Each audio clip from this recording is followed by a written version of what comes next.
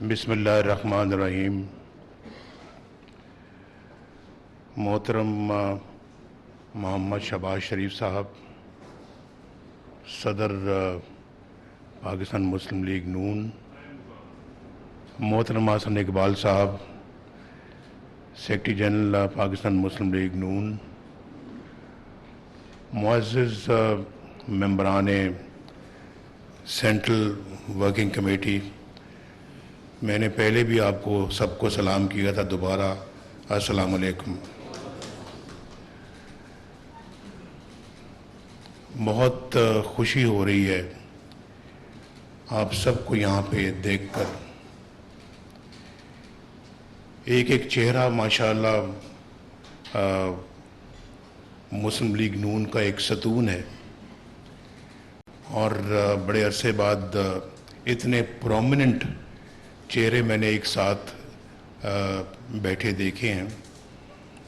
گو ہماری ملاقاتیں انتخابات میں پارلیمنٹری بورڈ کی میٹنگ میں ہوئی ہیں، لیکن ایک ساتھ اتنے لیڈرشپ ہماری قیادت اکٹھی نہیں بیٹھی۔ مختلف بیچز میں ضرور آئے ہیں لیکن ایک ساتھ نہیں، تو بہت اچھا لگ رہا ہے مجھے، اور پورے پاکستان کی مسلم لیگ نون کی لیڈرشپ یہاں پہ موجود ہے، جس میں چاروں صوبے بھی ہیں، جس میں اسلام آباد بھی ہے، جس میں گلگت بلتستان بھی ہے، جس میں آزاد کشمیر بھی ہے۔ تو بہت اچھا لگ رہا ہے کہ ہر صوبے کی قیادت ماشاءاللہ یہاں پہ موجود ہے۔ تو میں یہی دیکھ کے بہت خوش ہو رہا تھا کہ آج بڑے عرصے کے بعد ہم سب لوگ اکٹھے ہوئے ہیں۔ بہت عرصہ جدا بھی رہے، میں کہیں تھا، آپ کہیں تھے، کوئی کہیں تھا، کوئی جیل میں تھا، کوئی نظر بند تھا، کوئی ملک سے باہر تھا، کوئی ملک کے اندر رہ کے بہت برے حالات فیس کر رہا تھا، کسی کے بیٹے کو گرفتار کیا جا رہا تھا، کسی کی بیٹی کو گرفتار کیا جا رہا تھا، کسی کے بھائی کو گرفتار کیا جا رہا تھا، اور بڑے بڑے سنگین جھوٹے مقدمات میں گرفتار کیا جا رہا تھا۔ یہ آنکھوں دیکھا واقعہ ہے، اور یہاں سب بیٹھے ہیں جنہوں نے وہ مقدمات بھگتے ہیں، اور ان سب پہ مجھے بڑا ناز ہے۔ میں ان سب لوگوں کو دل کی گہرائیوں سے بڑا پیار بھرا ان کو پیغام دینا چاہتا ہوں کہ آپ مسلم لیگ نون کے بہترین ساتھی ہیں، بہترین لوگ ہیں، اور آپ اس بھٹی سے نکلے ہوئے سچے اور کھرے آپ اپنا سونا ہے۔ تو سونے میں، بلکہ سونے میں تولنے کے لائق ہیں، کہ جنہوں نے کبھی بھی نہیں چھوڑا، انہوں نے یہ سوچا کہ ہم اپنا جو ہے وہ ٹھیک ہے، جیلیں بھگت رہے ہیں، مقدمے بھگت رہے ہیں، ایسے مقدمے بھی بھگت رہے ہیں جس کی سزا خدا نخواستہ سزائے موت ہو سکتی ہے، لیکن انہوں نے بڑی بردباری کے ساتھ، بہادری کے ساتھ اور جرأت کے ساتھ حالات کا مقابلہ کیا، اور پھر ان کے کیسز جھوٹے ثابت ہوئے، اور پھر آج دیکھیں وہی جیلوں میں ڈالے گئے لوگ، ہمارے بھائی، ہمارے بیٹے بیٹیاں، ہمارے پارٹی کے کارکن، پارٹی کے لیڈرز، جو بہت مشکل حالات میں وقت گزار رہے تھے، آج ماشاءاللہ دوبارہ اسمبلیوں میں آگے بیٹھے ہیں۔ تو ہمارا کوئی وزیر اعظم ہے، کوئی وزیر اعلیٰ ہے، کوئی اسپیکر ہے، کوئی وزیر ہے، اور کوئی اپنا مشیر ہے، اور کوئی جو ہے وہ پارٹی کے مختلف عہدوں پہ ہے، گورنمنٹ کے مختلف عہدوں پہ ہے۔ اللہ تعالیٰ نے بہت پھر مہربانی کی اور سرخرو کیا آپ سب کو، جھوٹے مقدمات ایکسپوز ہوئے، اور پھر یہ تو سب کچھ ہوا، اس میں کوئی شک نہیں ہے، لیکن دکھ ایک بات کا بہت ہے۔ ابھی یہاں پہ بات ہوئی 1990 سے بات شروع کی شہباز شریف صاحب نے، اور 1990 کا ایک ایسا دور تھا جب ہماری گورنمنٹ پہلی دفعہ مرکز میں بنی مسلم لیگ نون کی. تو اس میں جو ہم نے ایک ایجنڈا بنا کے ملک کی ترقی کا جو کام شروع کیا، میرا خیال ہے کہ پاکستان کی سیاسی تاریخ میں کوئی اس کی مثال نہیں ملتی. اور مجھے یہ بتایا جائے، مجھے ذرا سمجھایا جائے کیا وجہ تھی کہ 1993 میں، مارچ 1993 میں شاید یا اس سے پہلے ایک آدھ مہینے کا فرق ہوگا، ہماری حکومت کا کیوں تختہ الٹ دیا گیا؟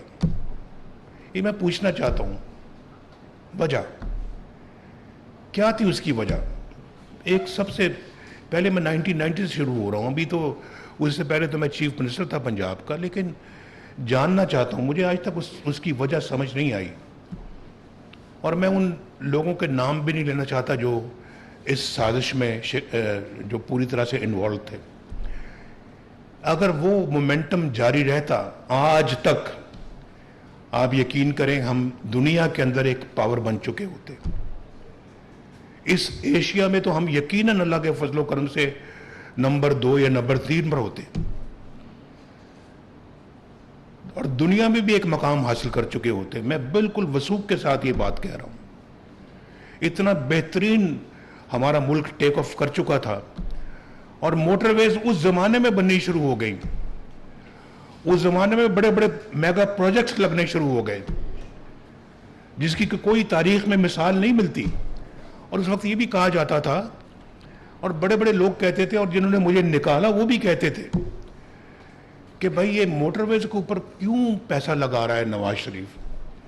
یہ کیا منصوبی تو پیسہ ضائع کر رہا ہے.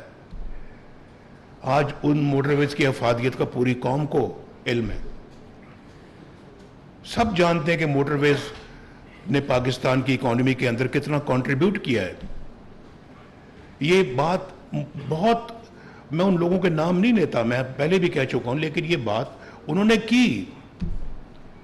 اور پھر اتنا اکنامک گروتھ ہماری بڑھتی جا رہی تھی، اتنی اکنامک گروتھ تیزی کے ساتھ ہو رہی تھی، اور آپ اس میں سے کئی لوگ وٹنس ہیں.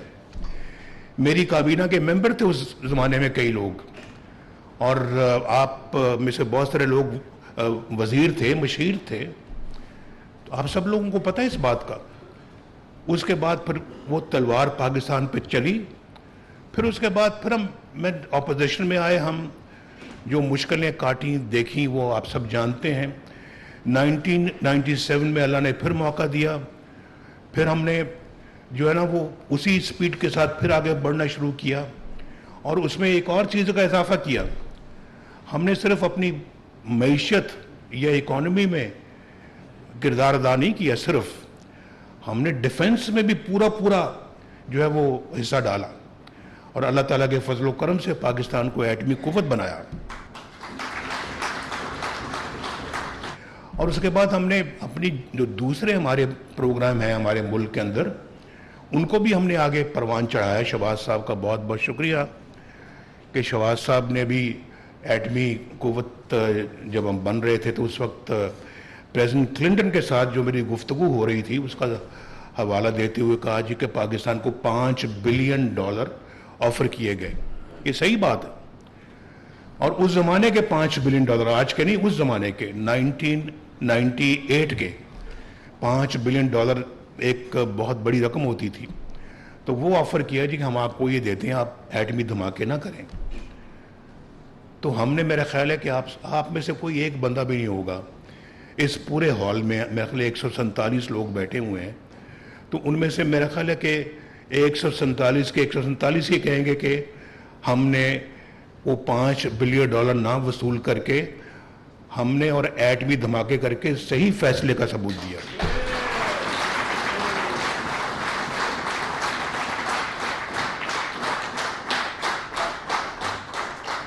لیکن اس کا نتیجہ کیا نکلا؟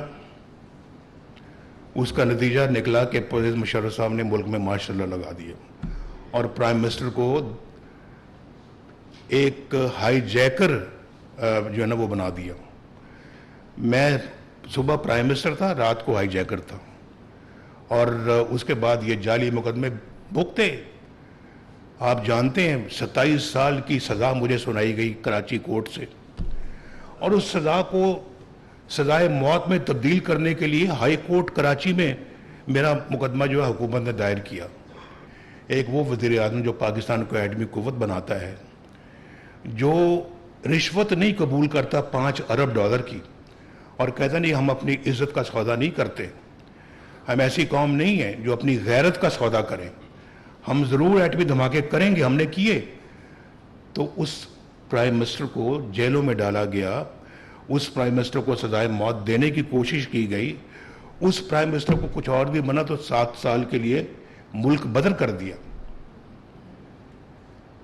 شہباز صاحب کا بہت بہت شکریہ جو کلثوم نواز کا ذکر کیا انہوں نے, اور اس زمانے میں کلثوم نواز کی جدوجہد تو ماشاءاللہ ایک مثالی جدوجہد تھی.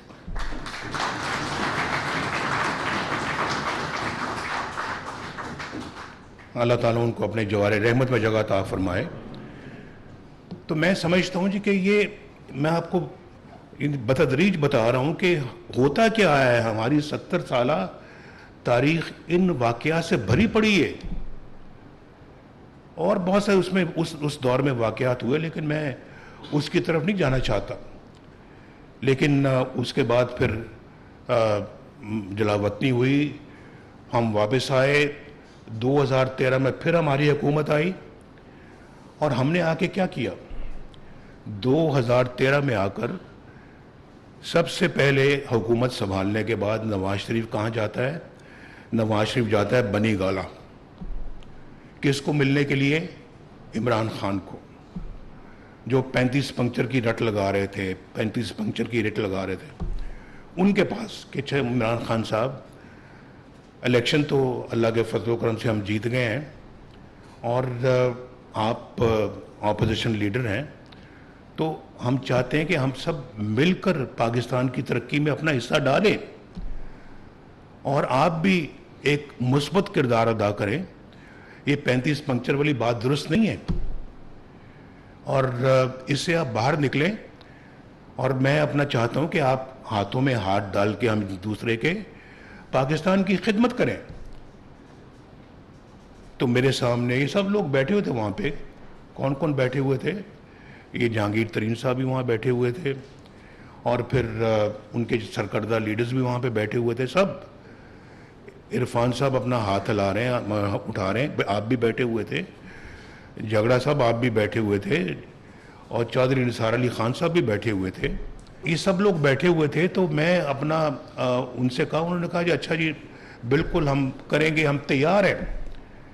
اور اٹھنے لگے تو مجھے انہوں نے کہا جناب ہماری یہ بنی گالہ کی سڑک بنا دیں آپ. وہ میں نے 15 دن میں بنی گالہ کی سڑک بنا دی. میں آپ کو وہ بتا رہا ہوں جو حقائق ہے, سچ کہتا ہوں کیونکہ جھوٹ کی نہیں عادت مجھے. تو میں وہ بنا دی ہم نے. اس کے بعد مجھے نہیں پتہ لگا کہ کیا ہوا. لندن چلے گئے محترم عمران خان صاحب, لندن پھر اپنا چودھری پرویز الہی صاحب بھی پہنچ گئے, لندن میں مولانا طاہر القادری صاحب بھی پہنچ گئے, لندن میں جنرل ظہیر الاسلام صاحب بھی پہنچ گئے. اور پھر وہاں پر انہوں نے بیٹھ کے تو وہ جال بنا سازش کا, اور اس کے بعد پر آ کے دھرنوں کو شروع کر دیا پاکستان. میں نے کہا میں تو یار چند دن پہلے میں ان کو مل کے آئے ہوں, آج دھرنے انہوں نے شروع کر دیے, کیوں؟ کچھ سمجھ نہیں آئی. کہاں سے ان کو اشارہ ملا, کیا ملا, کیسے ملا, کیا ہوا؟ بتاؤ تو یار, ہمیں پہلے کم از کم بتا تو دو. یہ تو کم از کم اتنا تو خیال کرو کہ نواز شریف ہمارے پاس آیا تھا. چلے ہمارا کم از کم اور اخلاقی فرض بنتا ہے کہ ہم نواز شریف کو جا کے ملیں اور کہیں کہ آپ آئے تھے, ہمیں یہ اعتراض ہے, ہمیں ان چیزوں کے اوپر جو ہے وہ آپ کے ساتھ اختلاف ہے, ہم دھرنے شروع کرنے لگے. بھئی میں ادھر آیا ہوں تو یہ آپ میرے کمر میں خنجر گھونپ رہے ہیں کہ وہاں مجھے کہہ رہے ہیں کہ جی بالکل ہم کریں گے, تعاون کریں گے, اور یہاں آپ پہ جو ہے نا وہ اسلام آباد میں ڈی چوک کے اندر آپ اپنا دھرنے شروع کر دیے اور آپ نے وہ مارچ شروع کر دیا ہے. اور مجھے یاد ہے میری کابینہ کے کچھ ممبر بیٹھے ہوئے تھے, میں نے کہا تھا کہ ان کو مت چھیڑنا کیونکہ ایک جگہ سے یہ دوسری جگہ شفٹ ہو رہے تھے. تو کئیوں کا خیال تھا نہیں ان پہ اپنا جو ہے نا وہ لاٹھی چارج ہونا چاہیے. میں نے کہا کوئی ضرورت نہیں ہے, یہ لاٹھی چارج کے بغیر ہی کام ٹھیک ہو جائے گا. تو آپ نے دیکھا کہ وہ لاٹھی چارج کے بغیر کام ٹھیک ہو گیا, کیونکہ اس کے بعد وہ دھرنے کوئی 200 300 400 سے زیادہ نہیں ہوتے تھے, وہ ایک وقت آ گیا تھا. تو میں آپ سے یہ کہنا چاہتا ہوں کہ یہ دھرنوں کے بعد چلے وہ بھی ایک وقت گزر گیا, ہم نے بھگتا لیے دھرنے. وہ چائنا کے پریزیڈنٹ پاکستان آ رہے تھے اور وہ بار بار ان کا آ رہا تھا یہ کینسل ہو گیا پہلا, لیکن دھرنے جو وہ 4 مہینے چلتے رہے اور ہمیں بڑی مشکل پیش آ رہی تھی تو کہ ہم ان کو کیسے بلائیں یہاں پہ ان دھرنوں میں. بہرحال پاکستان میں وہ آئے اور اس کے بعد پھر جب وہ یہاں پاکستان کے اندر آئے تو سی پیک پہ کا ایگریمنٹ ہوا اور انہوں نے خود مجھے کہا کہ جناب یہ تحفہ ہے, یہ جو سی پیک جو ہے یہ آپ کے لیے مسٹر نواز شریف, آپ کے لیے ہماری طرف سے, چائنا کی طرف سے.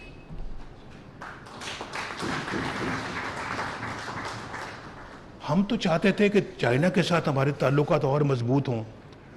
ہر جگہ پہ ہم یہ بات کرتے ہیں جی کہ higher than the highest peak in the world and deeper than the deepest ocean in the world and sweeter than the sweetest honey in the world. یہ تعلقات ہمارے اس طرح کے ہیں.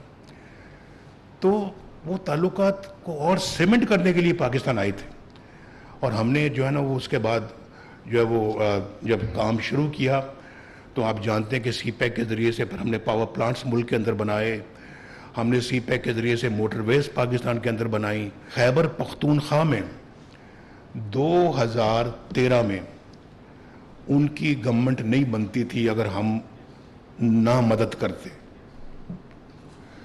اور ہم نے مولانا فضل الرحمان صاحب کو, جو میرے بڑے اچھے دوست ہیں اور بہت میرا ان کے ساتھ ایک بڑا دلی لگاؤ تعلق ہے, تو میں نے ان سے درخواست کی. میں نے کہا مولانا صاحب, کیونکہ انہوں نے مجھے کہا کہ ہم آپ اور باقی لوگ مل کر یہاں گورنمنٹ بنا سکتے ہیں. میں پرائم منسٹر تھا تو وہ مجھے میرے پاس تشریف لائے, تو میں نے کہا مولانا صاحب بالکل میں آپ کی بات کا احترام کرتا ہوں, لیکن اس وقت اگر جو سنگل لارجسٹ پارٹی جو ہے کے پی کے میں وہ یہ پی ٹی آئی ہے, تو گو ان کے پاس میجورٹی نہیں ہے لیکن سنگل لارجسٹ وہی ہیں, تو ان کو بنانے دیں. ہم میرا خیال ہے کہ یہ الزام نہ لیں اپنے سر پہ کہ ہم نے سنگل لارجسٹ پارٹی کو موقع نہیں دیا. تو مجھے انہوں نے کہا کہ دیکھ لینا یہ فیصلہ آپ کا صحیح ثابت نہیں ہوگا. میں نے کہا مولانا صاحب میں ٹھیک ہے آپ کی بات صحیح ہے اپنی جگہ پہ, لیکن میرا خیال ہے کہ ان کو موقع دینا چاہیے. میری بات انہوں نے مان لی اور وہ ہم نے ان کو موقع دیا. تو یہ بالکل ریکارڈ کی بات ہے کہ ہم نے جناب جو ہے وہ اس گورنمنٹ کو وہاں بننے میں کوئی رکاوٹ نہیں ڈالی. ایک موقع تھا کہ آپ کو پتہ ہے کہ ایک وزیر اعظم تھے, انہوں نے پورے سارے صوبوں میں اپنی گورنمنٹ بنائی تھی. دوسری گورنمنٹس کو بھی, پارٹیوں کی گورنمنٹس کو اکھاڑ کے اپنی پارٹی کی گورنمنٹ بنائی, لیکن ہم نے ایسا کام نہیں کیا. آزاد کشمیر کے اندر ان کی گورنمنٹ تھی پی ٹی آئی کی, ہم نے اس کو بھی نہیں چھیڑا. پیپلز پارٹی کی گورنمنٹ تھی, ہم نے اس کو بھی نہیں چھیڑا.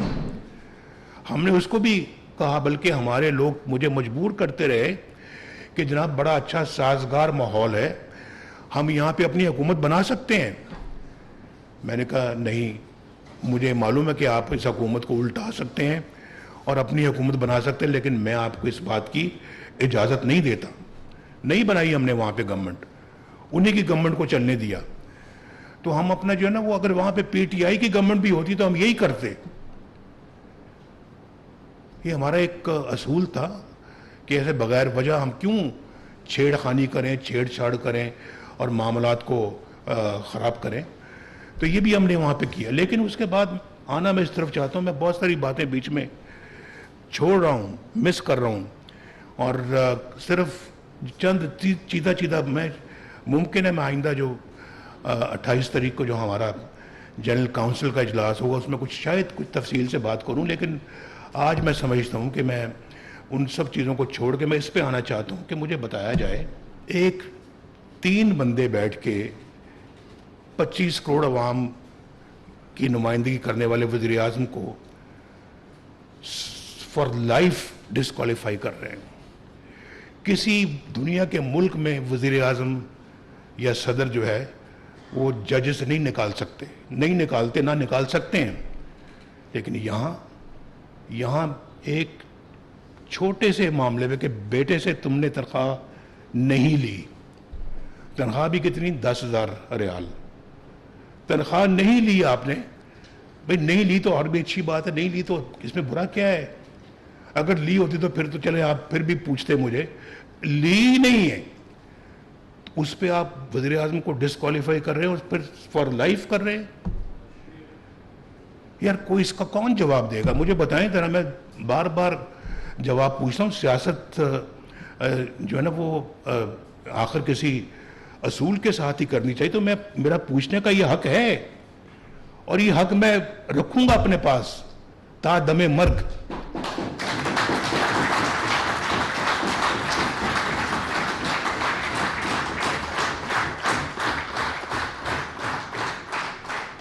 निकालने के बाद फिर वहां नहीं रुकते, इसको उतारो सदारत से भी, पार्टी की सदारत से, नवाज शरीफ को पार्टी की सदारत से भी हटाओ, वो भी उन्हीं का फैसला होता है कि हटाएं, आपका फैसला नहीं आता। इस CWC का जनरल काउंसिल का या पार्टी का फैसला नहीं है, वो फैसला सादर कर रहे हैं आपकी जगह पे। आपको क्या इख्तियार है भाई? क्या मुझे पार्टी की सदारत से आप हटा रहे हैं?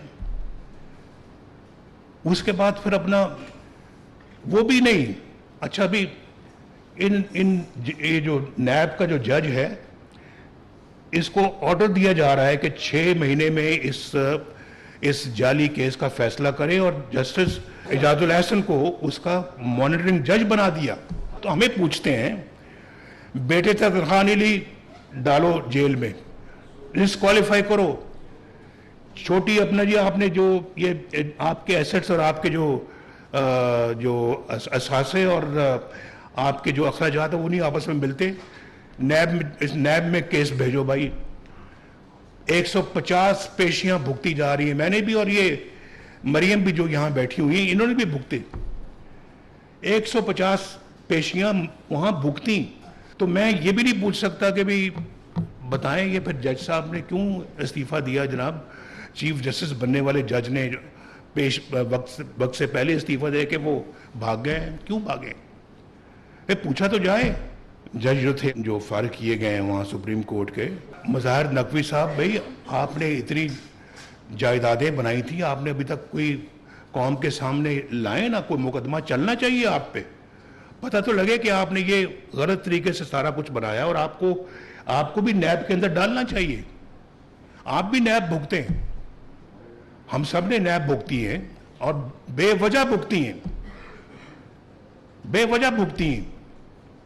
सबके झूठे केसेस थे जो आज एक्सपोज हो रहे हैं, बारी बारी हुए हैं या नहीं हुए, हमने बेवजह भुगते हैं। लेकिन हमने हुकूमत भी हमसे छीनी गई और हमारे कुछ सेनेटर भी यहाँ पे शायद मुमकिन है 1-2 वो बैठे हों जिनको कहा जी कि ये पार्टी इनको टिकट दे ही नहीं सकती क्योंकि इनके दस्तखत नवाज शरीफ के दस्तखत थे।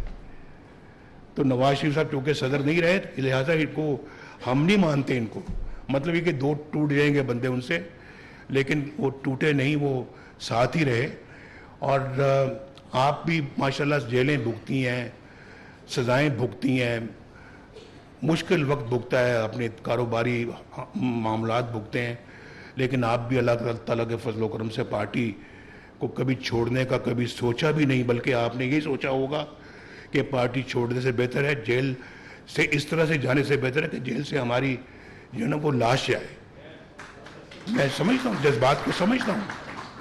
तो ये बहुत बड़ी बात है। मुझे आपको सबको खराज तहसीन पेश कर दी, लेकिन मैं अब उस बात की तरफ मैं मुख्तसर करते हुए दोबारा आता हूँ कि फिर क्या हुआ کہ ایک سٹنگ پرائم منسٹر کے خلاف اتنی بڑی سازش کی گئی، اس کو نکالا گیا، اور پھر اس کے بعد کیا ہوا؟ جج شوکت صدیقی صاحب کہتے ہیں کہ میرے پاس یہ جرنیل آئے اور انہوں نے کہا جی کہ نواز شریف کو اور مریم کو آپ نے اندر رکھنا ہے جیل میں، باہر نہیں آنے دینا۔ بول پڑے وہ۔ یہ بھی اس کا بھی کوئی کسی کنارے یہ بات ساری لگنی چاہیے، اکاؤنٹیبلٹی ہونی چاہیے۔ ہم صرف وہ اکاؤنٹیبلٹی کا مطالبہ کرتے جس نے پاکستان کو تباہ و برباد کیا ہے۔ جن کاموں نے پاکستان کو تباہ و برباد کیا ہے، کیا ان سب چیزوں کی اکاؤنٹیبلٹی نہیں ہونی چاہیے؟ کیوں نہیں ہونی چاہیے؟ ہماری بھی ہوئی ہے اور سیاستدانوں کی ہوئی ہے، لیکن جو باقی لوگ ان میں ملوث ہیں ان کی کیوں نہیں ہونی چاہیے؟ ہونی چاہیے، اور خود ان ججز کی بھی ہونی چاہیے جنہوں نے یہ فیصلے دیے۔ آپ دیکھیں اٹھا کے، انہوں نے ثاقب نثار صاحب کی آڈیو لیک ہے، آڈیو لیک، اور میں اس کو میرے پاس محفوظ ہے وہ، جس میں وہ کہہ رہے ہیں کہ ہم عمران خان کو لانا ہے، نواز شریف کو اور مریم کو ہم نے جیل میں رکھنا ہے اور اس کو لانا ہے۔ یہ آڈیو لیک میرے پاس ہے، وہ چیف جسٹس آف پاکستان یہ باتیں کر رہا ہے۔ مجھے بتائیں ذرا مجھے کوئی بتائے کہ کیا اس کی اکاؤنٹیبلٹی نہیں ہونی چاہیے؟ یہ سب باتیں ہیں جو ٹھیک ہوں گی تو یہ ملک ٹھیک ہوگا۔ اگر اکاؤنٹیبلٹی ہوتی رہتی اور پچھلے 70-75 سالوں سے ہوتی رہتی تو آج ہم ایک ڈیفرنٹ قوم ہوتے، آج ڈیفرنٹ پیڈسٹل پہ ہوتے ہم۔ تو یہ انہوں نے اور ملک کا بیڑا غرق کیا، انہوں نے ایسے بندے کو لے کے آئے جس نے اور تباہی مچا دی۔ مجھے ذرا کوئی بتائے، میں پوچھنا چاہتا ہوں اپنے، آپ بڑے سمجھدار لوگ بیٹھے ہوئے ہیں، ہر چیز کی قیمت ہمارے دور میں جب تک میں وزیر اعظم تھا بالکل مناسب سطح پہ تھی، چاہے وہ بجلی ہے، چاہے وہ گیس ہے، چاہے وہ سبزیاں ہیں، چاہے وہ پیٹرول ہے، چاہے وہ ڈیزل ہے، چاہے وہ دیگر اپنا ضروریات زندگی کی آٹا ہے۔ ڈالر بالکل 104 پہ رہا، پورے 4 سال 104 پہ رہا۔ بیٹھے ہیں ڈاکٹر صاحب، پوچھ لیں یہاں، انہوں نے ماشاءاللہ اس کو جس طرح سے رکھا، اکانومی کو سنبھال کے رکھا، اور پھر انفلیشن ایک تاریخی سطح پہ تھا کہ جو اتنا لو تھا انفلیشن، ملک ترقی کر رہا تھا، انٹرسٹ ریٹ 5% پہ آ گئے ڈاکٹر صاحب، 5%، 5.25% پہ انٹرسٹ ریٹ، آج کتنے پہ ہے؟ 22۔ اور مجھے یہ اچھا، مجھے صرف ایک سوال اور نہیں، میں نہیں پوچھنا چاہتا، مجھے یہ بتایا جائے کہ نواز شریف کے زمانے میں تو سب یہ تھی، یہ حالات تھے، کب اوپر چڑھنا شروع ہوئے ہیں؟ اور یہ جو پچھلا دور ہمارا جو دوسری حکومت کا گزرا ہے، اس میں کتنے جمپس آئے ہیں ریٹس میں؟ بس یہ سوال پوچھنا چاہتا ہوں تاکہ پتہ لگے قوم کو کہ کس کے دور میں لوگوں کی زندگی جو ہے وہ اجیرن ہوئی ہے۔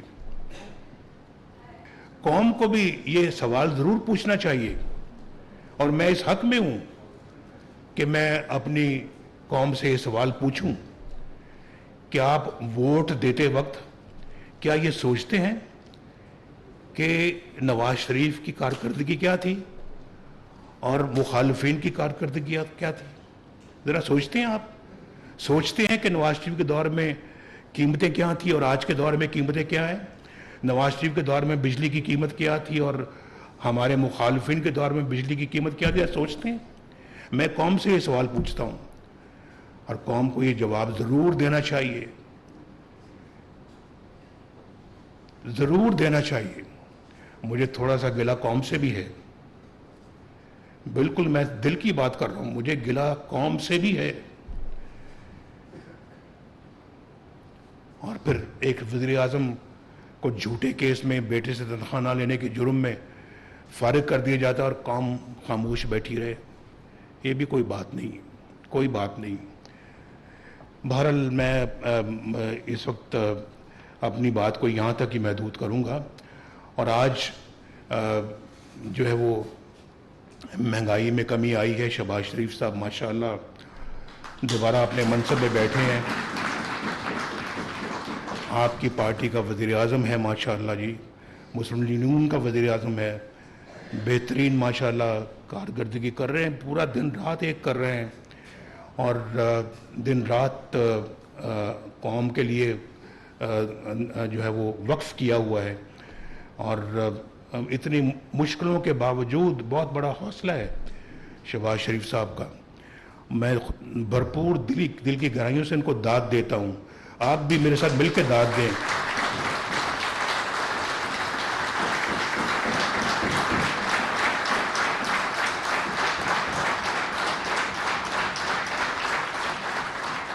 جس حوصلے، عزم، بردباری، جرأت، بہادری کے ساتھ یہ حالات کا مقابلہ کر رہے ہیں، انشاءاللہ دن بدلیں گے، حالات ضرور بدلیں گے انشاءاللہ، کیونکہ نیت نیک ہے، نیت ان کی نیک ہے، انشاءاللہ حالات بدلیں گے۔ میں سمجھتا ہوں جی کہ اللہ تعالیٰ ان کی مدد کرے، آپ سب کی بھی، جو ان کی کابینہ کے ممبران ان کی بھی مدد کرے، اور اللہ تعالیٰ پنجاب میں بھی مریم نواز شریف کی مدد کرے۔